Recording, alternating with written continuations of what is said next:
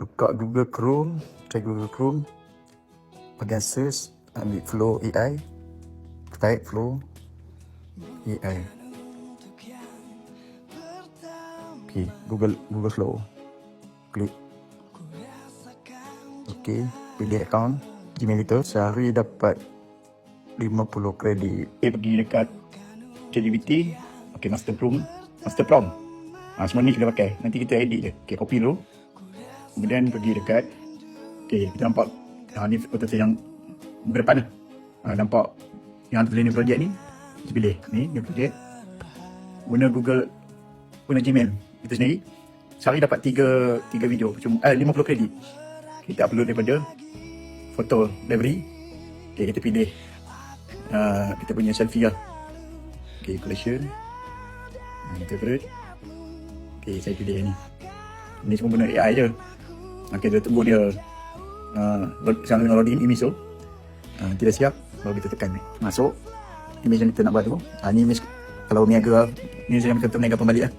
Okay, kita paste prompt yang kita copy tadi daripada ChatGPT, master prompt tu. Okay, masuk dialog. Dialog ni kita masuk kat sini. Okay, itu tu dia. 10 perkataan lebih kurang dalam 24 patah perkataan. Apam balik gebu. 5, 6, 7, 8, 9, 10, 11, 12, 13, 14, 15, 16. Boleh tambah lagi. Meru Raya Ipoh. Meru Raya Ipoh. Apa typing apa pun. Meru Raya Ipoh. Dari pukul 2 petang hingga 6 petang.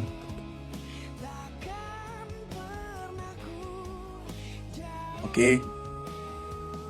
Untuk bahagian business location tu kita buat pilih inside pasar pagi. Okey, pilih lelaki. Ni master prompt ni kita kena ubah lah. Yang dalam kurungan kita kena ubah umur dia, outfit tu apron nama dari apron. Itu balik kot kita punya niche. Okey, tengok semua dah okey. Kita sesuaikan lah daripada master prompt ni. Okey, kita pastikan video duration ni ambil bagian video 10 saat, ambil Omni Flash, potong kredit 15 kredit je. Okay, kita terus submit. Okay, kita tunggu. Okay, gambar dah siap, video dah siap. Okay, kita play, tengok play. Kemudian kita download tekan butang atas download tu. Okay, pilih 1080. Okay, kemudian kita tunggu sampai dia siap download. Okay, dah pergi pada file tadi. Kita cari video yang kita download tadi, kemudian pergi butang share ni dan kita tekan save video. Dia masuk dalam galeri. Kita tengok dalam galeri ni ada tak? Ada tak?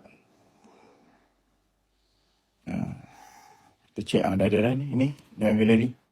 Apam balik gebu, jagung melimpah.